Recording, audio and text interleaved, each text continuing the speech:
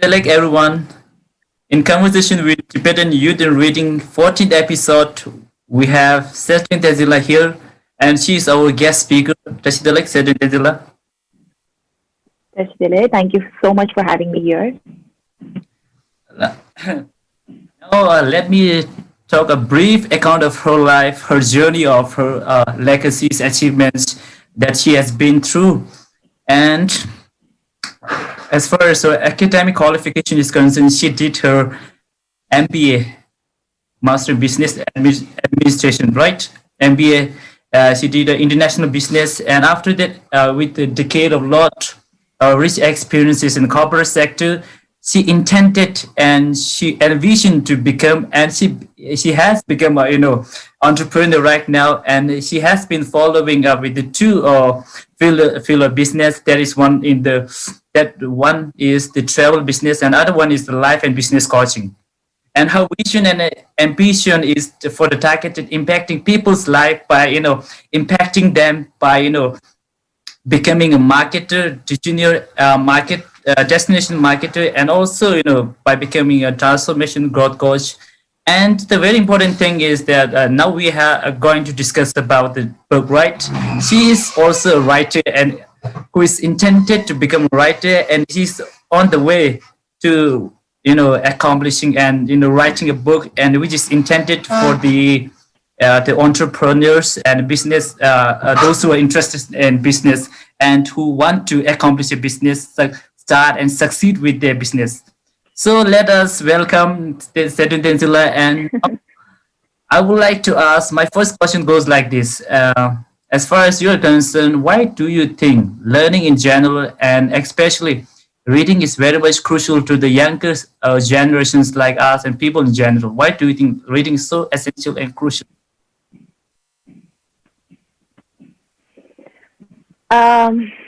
Why do I think learning and reading is so crucial?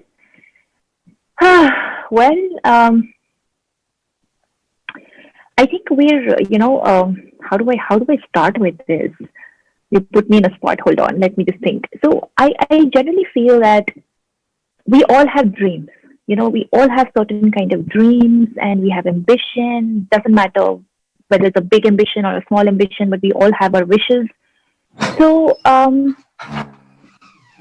feel like that's not going to automatically happen, right? You have to put in your effort. You have to put in your actions. And learning becomes a very critical part of it. When we are born as a baby, we don't come up with all the information and the knowledge and expertise, right? So we have to build that over the time.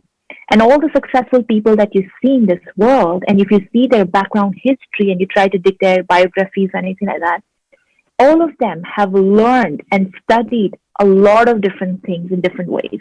Now, mind that it's not just about the school education or the college education. I'm not talking about the degrees here.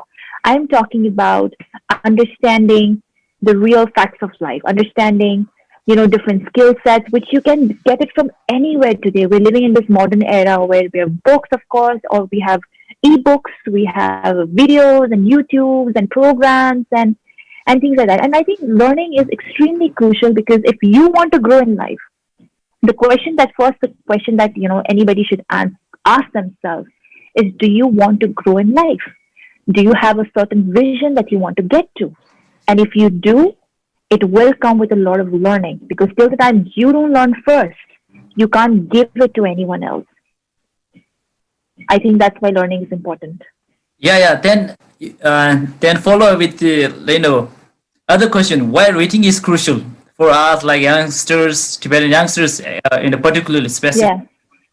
Why do you think? Yeah. So reading is another form of learning, right?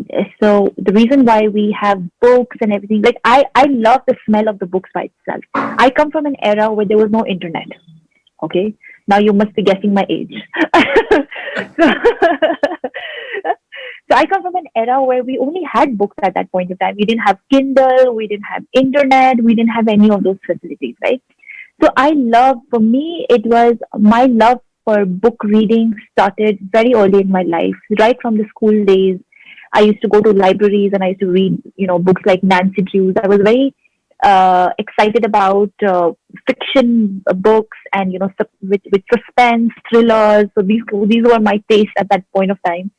And so I started reading and I started learning a lot of different. My English became so good, and a lot of people ask me, why is English so good? I said, because I read. I have been reading all my life, and that has really helped me improve my English communication skills overall. So reading is very, very crucial.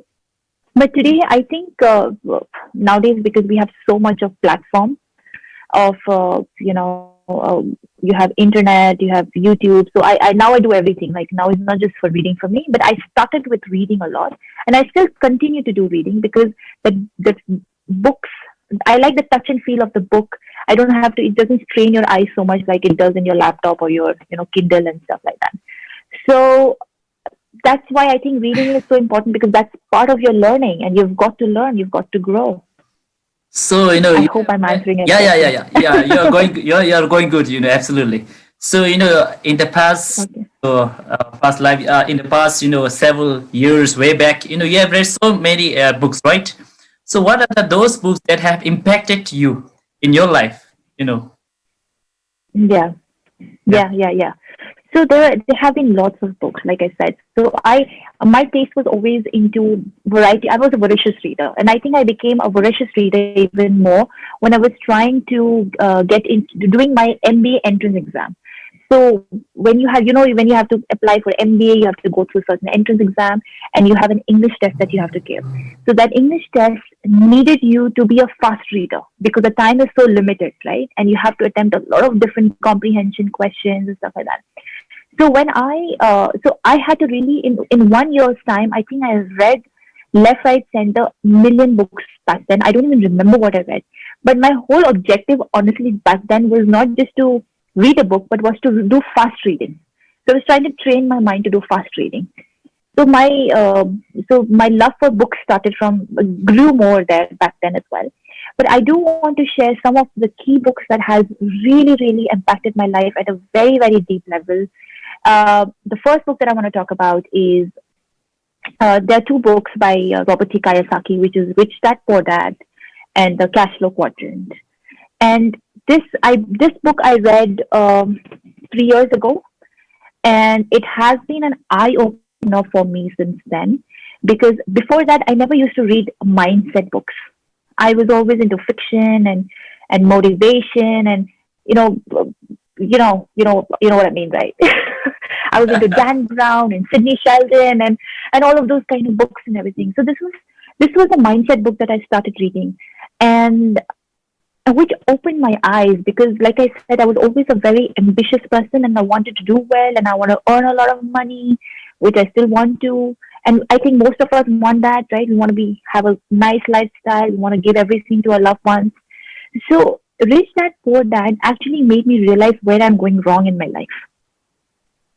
And it gave me a mindset shift completely. And I realized mindset is everything in life. Everything, my friend. So what kind of mindset? This book actually made me realize that there are two kinds of mindsets.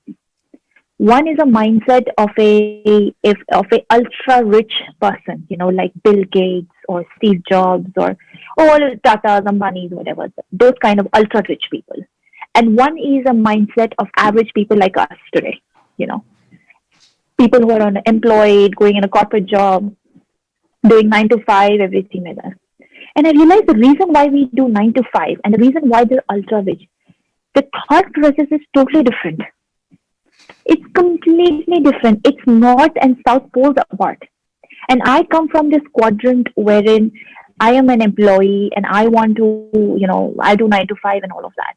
So for me, I realized that if I want to be in the bracket of the ultra rich, I'm not saying it's going to happen today or tomorrow, maybe 10 years, 20 years on, I don't know. It's a long-term game. But I realized the first thing that I need to do is to shift this. Is to understand what their psychology of those people are and start adopting those psychology. So I think Rich Dad Poor Dad really made a difference in my life, and Cash Flow Quadrant gave me a clear picture, and it was almost like a aha moment for me wherein I felt like, my God, I'm working so hard, I'm trying to earn money, I'm trying to be successful. But because of this mindset that I have, it's limiting me. It's creating roadblocks into my own progress. So, like three things, for example, if I tell you what the mindset is. For example, average people overall think about job security, and there's nothing wrong with that. And this is the conditioning that we have received. Like when I was growing up, I was, get good marks, get good college, do an MBA, get corporate job, get high paid salary. Because end of the day, what we're trying to do, we're looking for a job security. Whereas these ultra rich people don't care about job security. They don't care about security. They care about something called freedom. They want a freedom of time. They want freedom of money. They want freedom. So both time, if you have, see what is happening today is, if you have a lot of money, you don't have time. If you have a lot of time, you are unemployed, which means you're unemployed, right? So you don't have money, right? So you need to have both these equations together. You've got to have a lot of time and you've got to have a lot of money. That is what gives you the freedom of choice. Freedom of choice, which means if I want to work, I'll work. If I don't want to work, I won't work. But the money is not a problem. So that's that they think in a level of a freedom. Whereas the normal people think in the level of job security. Life should be secure. This should be secure. That should be secure. And I think that is the reason why. And 97% of people fall in that bracket, by the way, of security. And I think that's the reason why life insurance is doing so well, because they're all looking for security, right? And the second thing which I had to really work upon myself is the gratification, the problem of gratification, instant gratification. What I used to feel is like, you're working in a job and you're working for 30 days, you get a salary and you feel yes, then you go party for 10 days and then you go broke again and then you get a salary again, you party for 10 days. So this was the lifestyle that I was living. These are called instant gratification. Business doesn't work like that. Business is something, it's almost like a well. It's a dry well. And you're trying to pump it.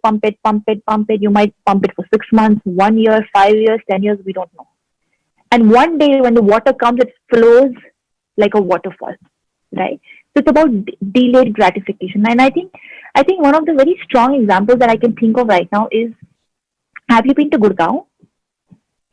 No, I didn't. I've never been. Okay, but you've heard of Gurgaon, right? Yeah, I heard of.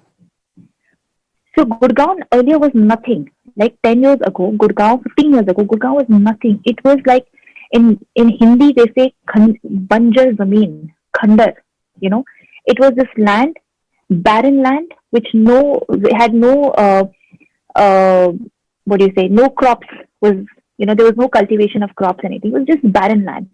So the owner of DLF, I'm forgetting his name. DLF is today the leading builders of the country, right? So the owner of the DLF at that point of time, what he did is he started buying these lands everywhere.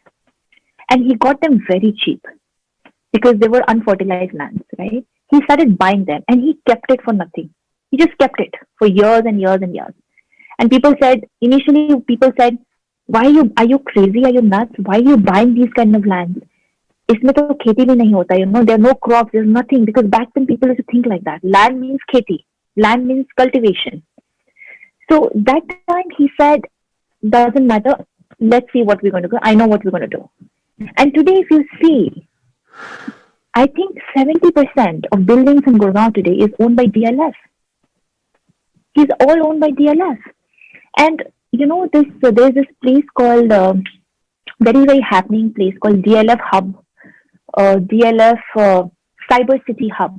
So Cyber City Hub is basically now a place where, you have a lot of restaurants and, pubs and food eating area and stuff like that. So that place, he has created that place there.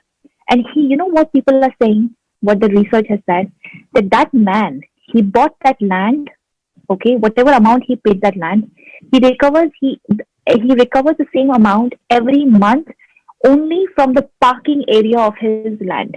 So a lot of the cars come and park their cars and they have to pay a parking charge. So only through the parking area, income from the parking area was his land value that time. So these are the examples. These are what delayed gratification is. So most of the times I realize that even if people start businesses, they phase off because there is no instant gratification. They're like, oh, I'm working hard, I'm doing this, da, da, da, da, and it's not, there's no result, it's not going to work. So delayed gratification is so important. So these were the kind of mindset things that I got from this book and from Cash Flow Quadrant. And I just didn't read it one time because it's a hard book to understand, to be honest. I read it at least 10 times, back and forth, back and forth, back and forth. And I did a lot of research, more articles, more research on internet to understand what the logic is behind, because it's a little technical, hard book. It's not very simple, but it's not difficult either. So my whole principles changed after a while, and today, hopefully, I'm trying to become more like, I'm trying to change my mindset and build my mindset more. So that's my first two books that has been really impacted my life. My second book that I want to talk about is The Secret. I don't know if you've heard about this book called The Secret. Yeah, I've heard of. Have you read it? And I didn't, but I have seen the cover of this book. Yeah. You should read it. You should definitely read it. So Secret, and then the second part of it, which was The Magic. So both of these books have been my favorite. I've read this book, I think, 6 years ago.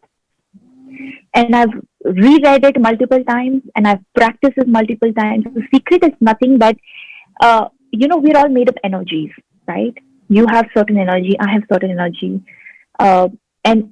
And even the scientists have proved that the energy is transferable, right? Or if my energy can transfer into your energy can transfer into someone else.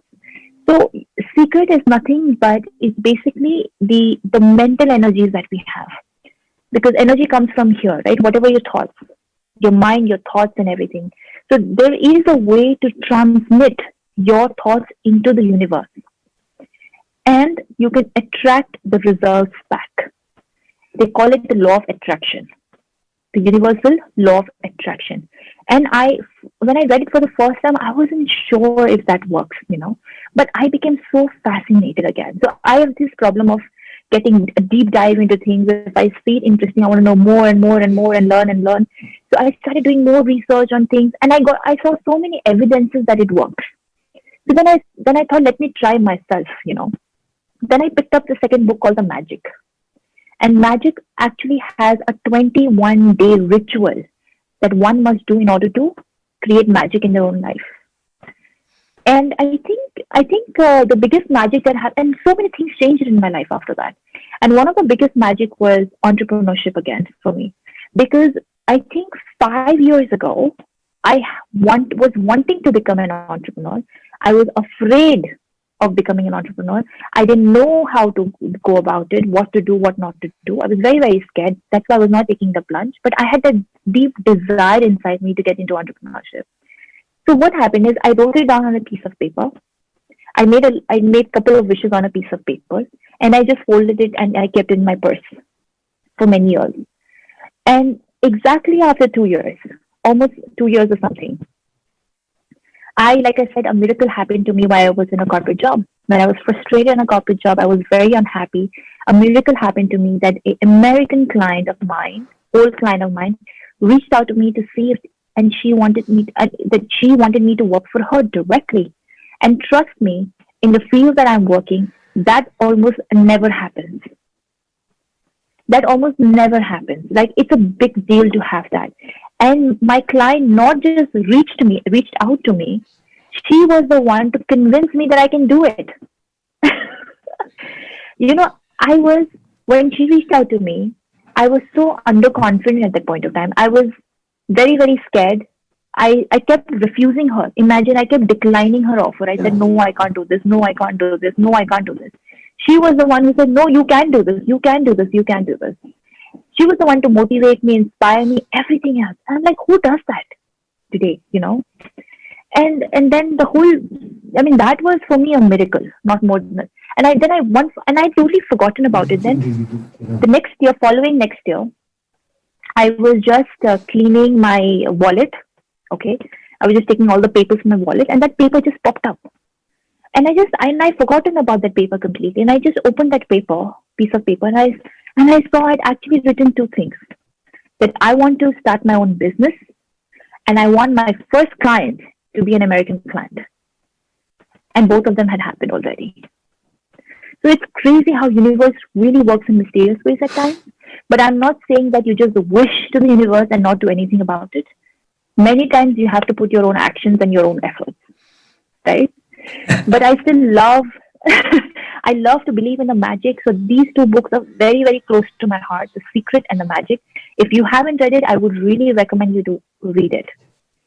I was trying to look for all these books this morning. I don't know where they have gone, to be honest. I can't find them anywhere. And so I can't show it to you right now. So these are the two books that are very close. Then very briefly, I just want to show you that if someone is interested in relationships, of how relationships work, I really recommend this book. Men are from Mars, women are from Venus. From Mars. Have you read this one? Yeah, I have read this book. Yeah, I've already read this book. Yeah. I have read this multiple times again. I just love this book again because it gives you the psychology of a man and a woman, which is so different from each other, and why. And then I picked up the next book is Why Mars and Venus. This is the second part of the book. Why Mars and Venus collide. Yeah, why Mars and Venus collide. So this is why you have arguments, you have why relationships break, how you can have a happy relationship. So I'm very interested in, I'm overall very interested in human psychology. So any psychology book that I get, I just pick it up and I like to read it nowadays.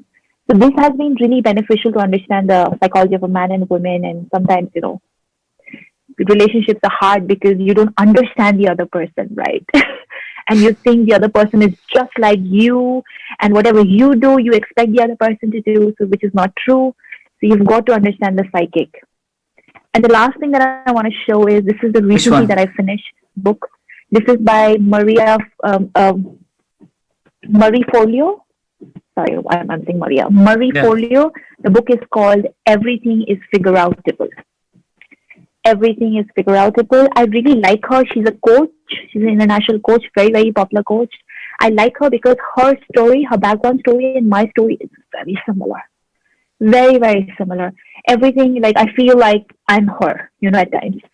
So I connect with her, and her book is also very interesting because Everything is Figure-Outable is a mantra. It's kind of a mantra that she keeps using for any challenges in life. Sometimes we bog down with challenges.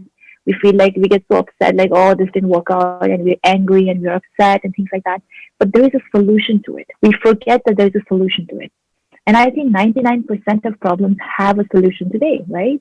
Whether it's health or relationship or business or career, whatever it is, there's always a solution. So instead of getting stuck at those roadblocks, you have to create a solution. You have to take action. You have to clear your head, get clarity of vision. So all of that this book is all about that.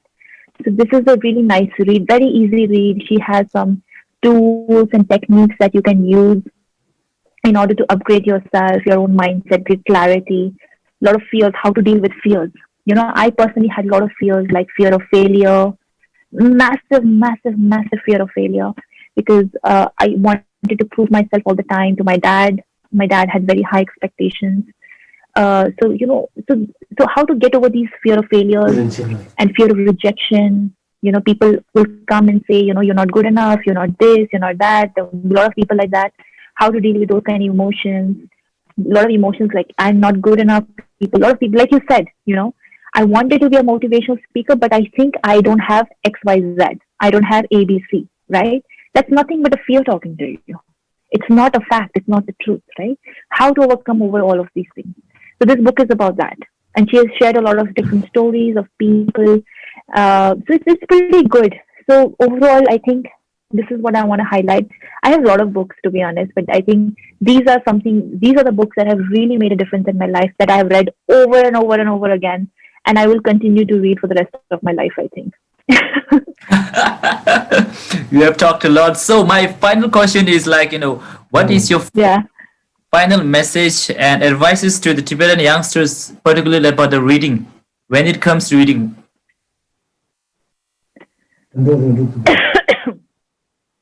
There's so many advices that I have, but when it just comes to reading, I think idea is to grow, right? I think we all have one life, and we are all blessed in certain ways. We shouldn't waste that life. We all come, I feel, we all come here with a purpose in life. You've got to. The youth, especially, I love working with the youth because they are the ones who are the future of a community, right?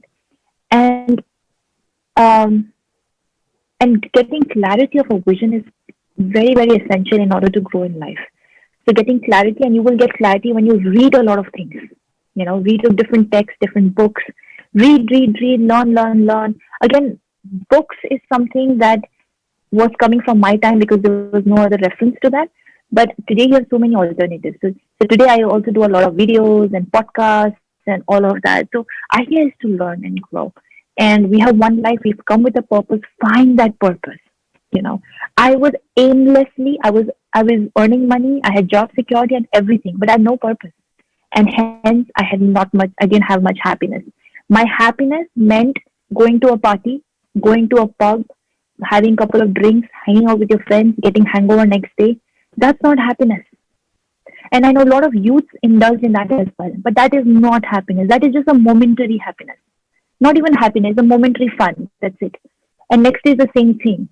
So work on changing your life from within. Find a meaning to what you're doing. Grow, learn every day.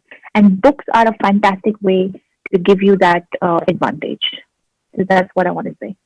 So now finally, now I would like to thank so much for the thank you, Sedrin Tejila, for your productive, meaningful conversation and focusing on the mindset, which is a very important part of everything. Everything begins from a positive, optimistic mindset. If you look at things in a very different way, then you can achieve everything. So I find it very crucial and important to implement in our daily life.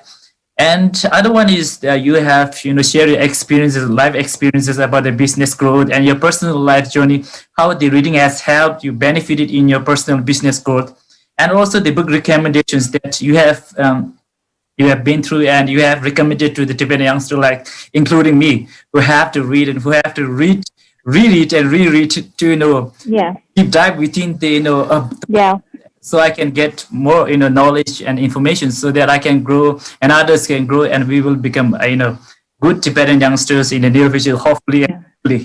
So we have had a very nice and productive conversation. So I'm very thankful to you wholeheartedly.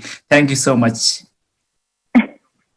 Thank you. I appreciate it. I just wanted to recommend this book as well, which I haven't spoken about, but The Magic of Thinking Big by David Schwartz. His name is Magic of Thinking Big. It's a very classic mindset book again, and it's very good for those people who are very, it's for everybody. Let me just not be specific. It's for everybody. If you want to grow in life, progress in life, Magic of Thinking Big is very, very essential as well. So thank you so much, Siringla. If you want anything thank you so much for coming to this video. Thank you so much.